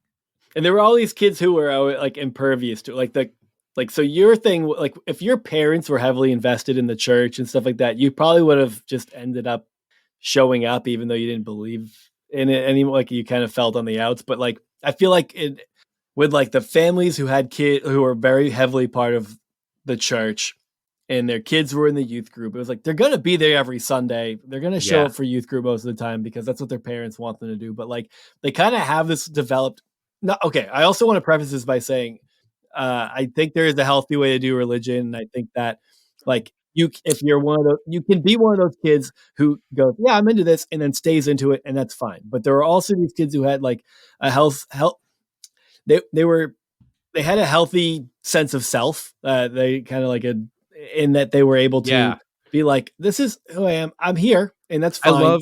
I love the phrasing you used about healthy sense of self. I like all those kids. If you're like a healthy sense would be like, hey, who are you? And they go like, I'm Casey or I'm Sam. And they go, but those kids like, you're like, well, I'm a Christian. That's like comes before you or whatever the proverbial you or what that would mean. And also in terms of like kids that are heavily in it, that stay in it, it's not only the sexuality thing too. This is, man, what I mean this truly, what a time specifically for you to host this podcast, considering what's going on. I mostly as an adult was concerned how the church takes advantage of kids in the following ways. Like, again, it makes you feel bad. They always turn out weird sexually. It just messes with their lives. They all have real, not all, that's a bad term. Some, too many have always weird dynamics between men and women. There's just way too much of this subservience expected, and like these weird, especially given the current, our generation's current rise of like, Me Too stuff, where it's like, women are like, no, we don't like that. And the Bible is like, no, you do. Like you very much do. But the thing, that's your sin nature. Yeah, hey, how your husband just died? Well, now you have to fuck his brother. Is that fine? Yeah, exactly. Well, we're actually not asking, so just go ahead. The tent's just close it on your way in. Let me rephrase that. What we meant was, this is Jeff. But the crazy thing to me has been watching the thing I didn't expect, which is, dude, I'm blown away by the amount of friends that old friends that I have back home that, and I say friends in the way that we all have, where it's just like people that you don't talk to anymore, but you don't hate, that you check up on Facebook. I go like, oh, they're doing good. Who, their religion has pushed them into some insanely unhealthy COVID stuff, like anti-vaxxing stuff. I never would have thought of that pre-pandemic, because why would I think of that? That opened up a whole new level of anger at religion for me. The amount of people who I thought they were joking because it was such the Onion level hilarity. I thought it was like, oh, this is, no one really say this, but just being like, I don't need the vaccinations of man if I've been washed in the blood of Christ. And I was like, what? Oh no. You Yes, you do. Like, so that really, the last couple years has really re-angered my anger at the church in that specific way. Because I agree with you. I do think there's a healthy way to do it. And I know a couple kids actually as adults who are like, when I go through rough times, this book, the Bible, and my faith helps me. And I go, great, that's a great way to look at it. They're not like any of the weird stuff we're talking about. But man, that has re-angered if you take a child who's getting information from the news going, there's a virus that could kill you, and we will give you a solution to it for free. You get this, it's for free, and it helps you to go, no, we don't listen to that because it is anti-religion for whatever reason. The Bible says that this is, or you're actually not even the Bible. What makes me even more mad is, let me rephrase my sentence. Not the Bible tells me this. It's mega church leader so-and-so who got on stage from a church that streams to 1 million people online and adamantly went, do not get this thing. And they went, you got it. I love you. Yeah. And now are passing away at record speed. Yeah. I think part of what the problem is so there are healthy ways to do all of this, right? But the churches that I had experience with, sounds like you had experience with, you don't have casual churchgoers very often in those settings, because it's to be a casual churchgoer is against the grain. And part of whether we're talking about pyramid schemes or, these heavy right religions and stuff, part of what they're selling and part of what makes it all work and keeps the flock circled up is they're also selling a sense of identity. Like, you get to be a part of this community. People don't join pyramid schemes because the numbers make sense. Yeah. They join pyramid schemes because you get to go to these big sales conferences and meet other people like you, and you guys are all kind of friends, but you're really, you're also there to try to lure more people in and stuff. I mean, my wife did, there was a point like early on in our marriage where, she got invited to a Mary Kay conference. Sure. And went to a couple of events. And you know what? Some people make a living off of Mary Kay, and that's great, right? Mm-hmm. But there's a whole lot of people that go there because it's almost like a social event, and then they get drawn in by the allure of being a part of this, a little part of this big whole. Yeah, and before they know it, they have a closet full of Mary Kay that they're underwater on. Can't get rid of. I saw the I saw the best post a couple of days ago. There's a couple Reddit forums I follow, and one of them, like, I follow a couple financial ones, and one of them is like a crypto kind of based one. And somebody just wrote in there, straight up went, I'm well aware I'm not going to make make any money here, and I'm going to lose my money. He goes, I think I just like talking to you guys. And I was like, and somebody else just went, oh, this is just Mary Kay for dudes. Like, the odds I make $1 million on Dogecoin are zero. I really just like that you guys are all awake on Reddit at the same, like, hey, hi guy, like, I don't need this. Yeah. So when you started drifting, when you were like, that was it, like you'd say, oh, this isn't for me. Mm-hmm. They're like, maybe you shouldn't come back. And then that was it for you, huh? Yeah, man. And that was it. And there was some really angry years after that, and it wasn't. I really appreciate the way you two approach this thing, because I get very, very bored with people who, there's so many reasons to make fun of religion, and we're doing it now in the good way. But I think it is really lazy punching down when people just make fun of anyone who has religion, where they're like Christians, and you're like, dude, shut the fuck up. And like nothing is lazier or more irritating to me than like sometimes Ricky Gervais or Bill Maher, where they're like, who's dumb enough to have religion? And you're like, very cool. You're being very edgy and very cool right now. Shut up. Bill Maher, I'm actually blown away by the fact that he still has his show. I forget he exists, and then he says something so dumb that makes headlines, and you're like, oh, people still watch. Like, how? I'm actually curious as to how many people watch him, because like, not to derail. I'm also curious what that demographic is. Some sort of like political weird juxtaposition between him and Rogan, but Rogan's always getting like, and whatever, reasonably so, in my opinion. But people are mad at him for the dumb shit that he says or the way he doesn't push back on dumb shit. That's fine, whatever. Yeah. But Bill Maher is also really, really shitty all the time. Yeah. And like, I mean, I remember when not too long ago where he just like full blown just dropped the N-word like it was a joke in a joke. And they were just like that made headlines for like a day or two, and then they're like, okay, we'll move on because you're liberal. I like when Bill Maher, my favorite Bill Maher thing is is like his out of the blue hot takes because no one's giving him attention. Like it'll be silence, and all of a sudden it's like Bill Maher says Marvel movies aren't movies, and you're like, shut the fuck up. Like new no-nos. Yeah, exactly. You're just sitting there and you're like he said that, like I picture like Bill Maher was like, Marvel movies aren't movies, and he said that at home, and his wife was like, dude, I don't give a fuck. Stop. And he's like, fine, I'll say it on TV then. Like I will be acknowledged. But I was gonna say, like, as much fun as it is to deserve, and I do think it is extremely lazy when people blanket mock this. So I was gonna say, so I get kind of pushed out or leave, and I was very angry, but I wanted to be clear, not angry at the church and at religion. I'm angry at the predatory way we've been talking about how it brings people in, and how if I don't do that, because I was really hurt that I lost my entire friend group at once. Yeah, like, well, you guys don't like music anymore? Like, we can't go see shows? That was our big thing. We see a show every Friday night.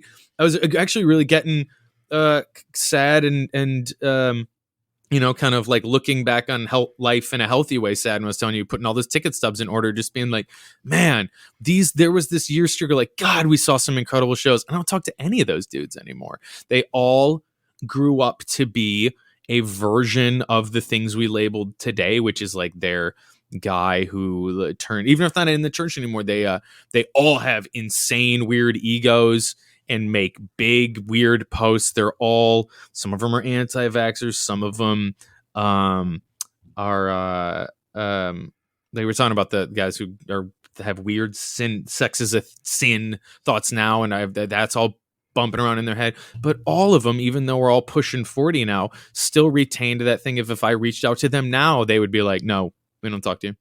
You are bad. Like, really? You did an infraction. Like, it's still that.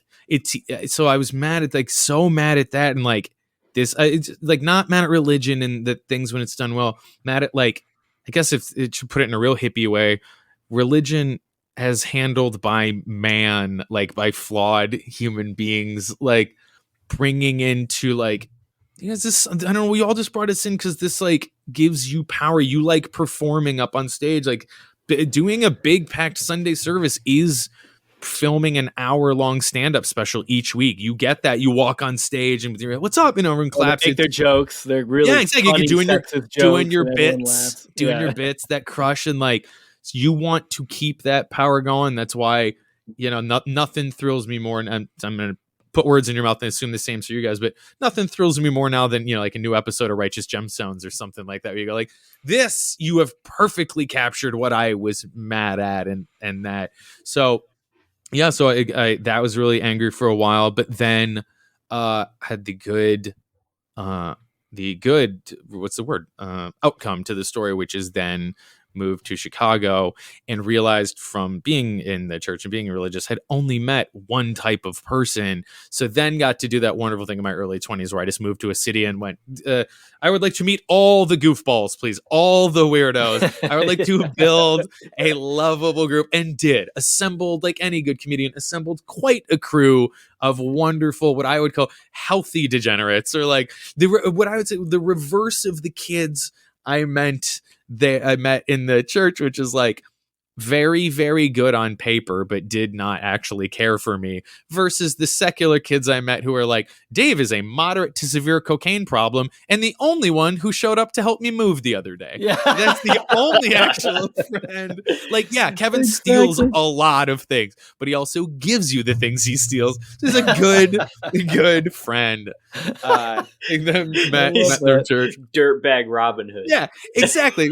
Every I remember once, and this would sound like an insult if I wasn't using their exact words, but my friend Sarah once, who's still one of my best friends, she was talking about how the church actually had been shitty to her. And she just, to this group of friends, she literally goes, and this is one of my all-time favorite quotes, she goes like, I mean, yeah, I am a whore, but I'll have sex with you guys. And we were like, yeah, that's fantastic. Like she's like, so she literally is like, yeah, but like it benefits my social circle. Like, I don't see who it's hurting. Like, you guys like so she said it was not all of us. This is one guy, like they were hooking up, and she goes, "You like having sex with me?" And he just very calmly goes, "Yes, I do." Like, having a really wonderful time. So yeah, it was the good.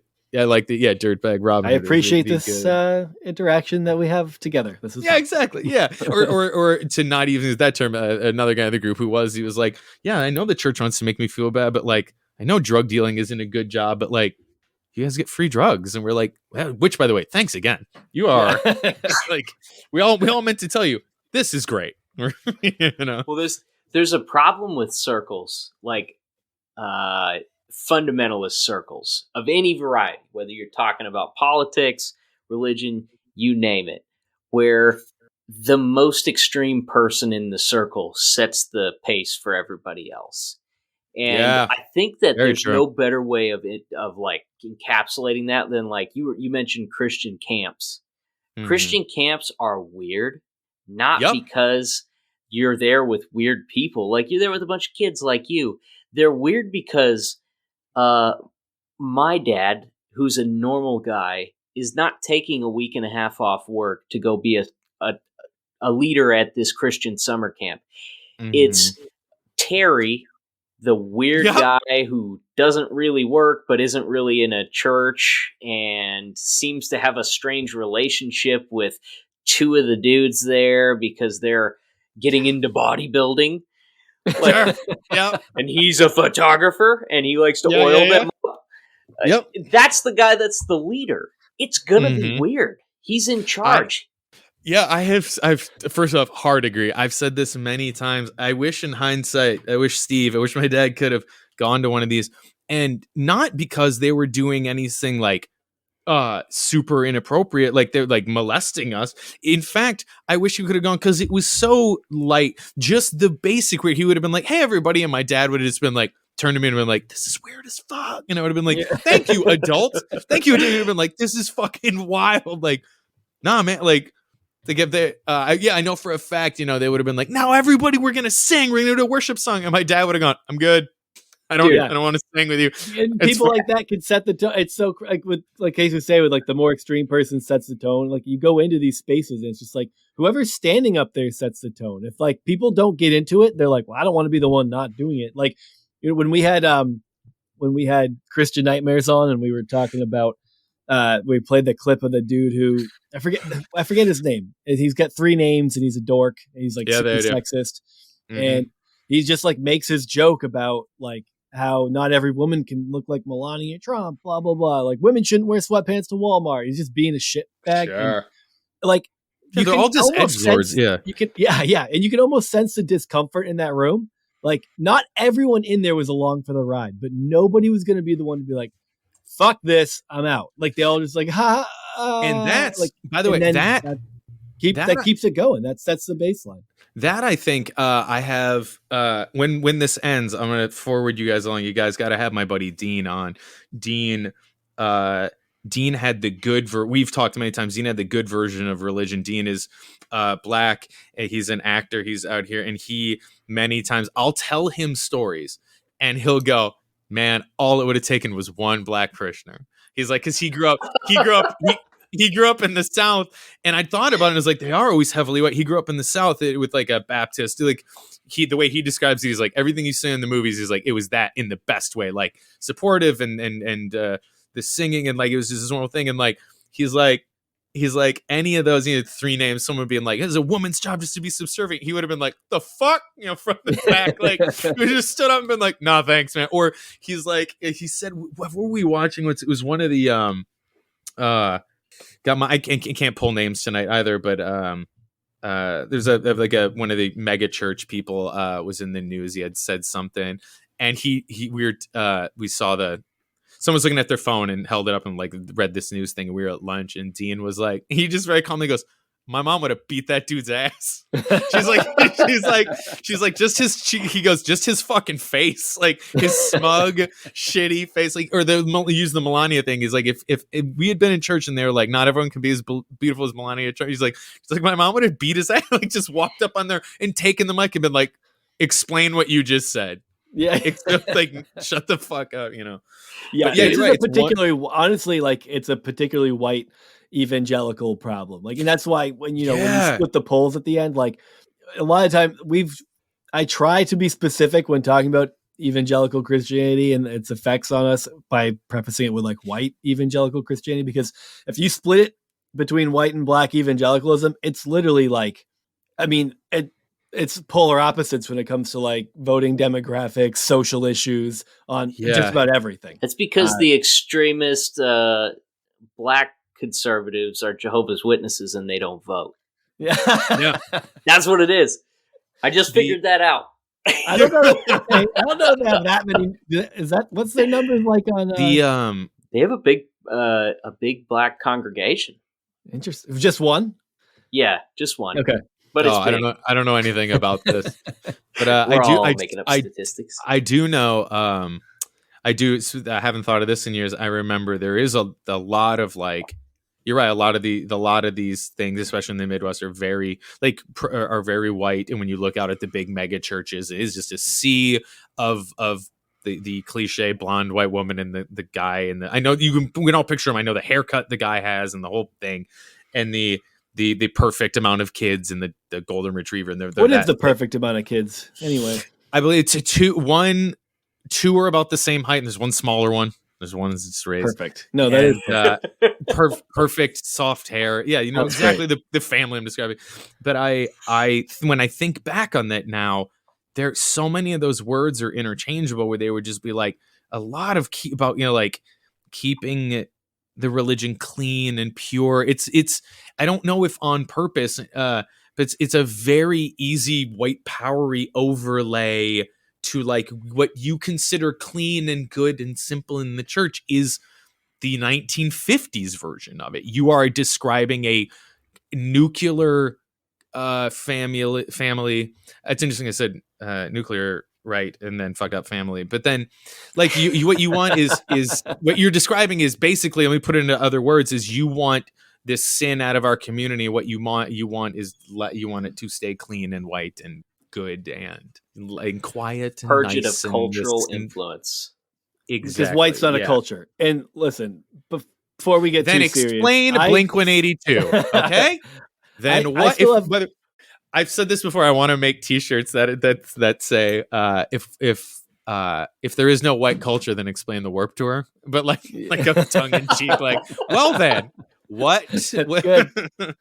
And where did I go one day every summer for 7 years? I just to call back to you talking about the nuclear family, I still struggle if I'm thinking too much about it ever since George Bush. I still fuck up nuclear. So he accomplished his mission of forever ruining my ability. Fool me once, shame recall on you. The right pronunciation. What was the other? He's like, can't fool me a third time. Fool me twice, not gonna fool me again. My favorite Bushism. He was at legitimately at a literary conference, and he gets up there and he goes, "Too seldom often it is asked, is our kids reading?" And that's how he started the speech. And they remember it's great. Remember you were talking earlier. If one person would have just spoken up, you can find the video online. Everybody behind him, like the people that read his speech, they all go, "Oh fuck!" Like they're just like, I'm not going to correct this guy. Bush. Why do you have speechwriters of like, God damn you, God you motherfucker? Weren't you reading a teleprompter? Yeah, exactly. Maybe not in that situation. Did him a disservice. Yeah. Well, man, yeah. I know you gotta pack it up, but I do, dude. It's been great to meet you. It really has been great to meet you guys. I meant the thing I said at the beginning of the show. I believe the phrase "you are doing the Lord's work" is what I believe the phrase is, and I hope you have merch that says "doing the Lord's work" with your podcast logo at the top. But yeah, so many the thing I'll say this to wrap it up. The thing that bothers me the most out of all the things I've listed today is there isn't very rarely any sort of comeuppance or acknowledgement or apology for these kids that are twisted up by religion, sent into the world about to have a very rough time based on the things they've learned, and then for the rest of the time they gaslight themselves. Not even other people do. They, for the rest of their lives, will be like, that stuff stays in your head. They go, something bad happens, and they go, it's probably because I'm bad. It's probably because I'm so sinful. They desire sex, and then they go, it's because I'm disgusting, and they do all these things. So when I see things like your podcast and things out there, I legitimately, there's been more than once I've listened to something and I've gone, that's what I was saying. And I point at my radio, like point at my phone to no one. I go, I fucking knew it. So it's important that people get the validation that they are not alone. And again, for the millionth time repeating it today, that no one is saying religion itself is bad, but in the way that it can be executed, it is, you guys are really doing something wonderful to have an opportunity for someone to go like, oh, maybe I'm not a psychopath. Maybe I'm a regular, healthy human being who just had some thoughts. And when I was 8, someone goes, oh, that's because you're awful. And you went, great. Well, I'll stew on that for 45 years until I have no bearing of, what's good. Maybe, So yeah, it's my pleasure to have met both of you guys. Yeah, man. Thanks, dude. I appreciate hearing that. I don't know if you want to I know you kind of cut off Instagram. I don't know if you want to direct it. I'm taking an Instagram break just till April for my mental health, but I'll be back when I am back. I'll have you guys plug everything for me, but it's just it's at I'm on Instagram and most fun Sam, and then Twitter is just Sam Kieffer, Kieffer, and I'll have my own little podcast things coming out and oh sweet, yeah. What are you working on? What's your? I've been excited to say this because they're two very, very unrelated things. One, I'm bipolar, and the way that often keeps me from creating art because I can't make up my mind on something. So I decided to do two things. One, my girlfriend and I, Audrian, are doing a little podcast thing where because she has borderline personality disorder, where we take questions and then first we answer them how we would, which is in the most unhealthy way, like of what our brain offers up to be like, we'll set the house on fire, right? And then we take both of our answers to an actual psychologist and therapist and be like, oh, and learn the correct way of what you would do if someone ate, or if one of your coworkers ate your lunch at work, and my girlfriend's like, well, make sure he can never eat again. And I'm like, well, quit your job and move out of state. And we take both of those things and move. So that one is like, even though it's fun at first, also is very serious. And then one other thing I'm doing, which is the truly most psychopathic thing I've ever done, is just about sexuality and how it is everywhere. And in that podcast is called Everything Is Cum. If you think about it, everything is cum. I love it. Explaining how food and candy deep down. So yeah, both of those. I can't wait till you make shirts. Yeah, I know. My goal is to, if I really do it right, when people reach out and they go, where can I listen to it? I go, nowhere, because no one will host it. And I can't, I have all this media that I can't do anything with. Type in everywhereiscum.com, and if you do any one of those letters wrong, you were going to get some fucked up shit in your eyes. You go on a list that you cannot get up. But here's the thing, I'm already on that list, so great. We'll meet you there. And by the way, I 100% send an invite. Religion is absolutely common. I would love to talk to you guys. Yeah, absolutely. We're here for it all the time. All right, everybody. Well, on behalf of me and second most fun Sam, thank you for listening, and we will catch you next time.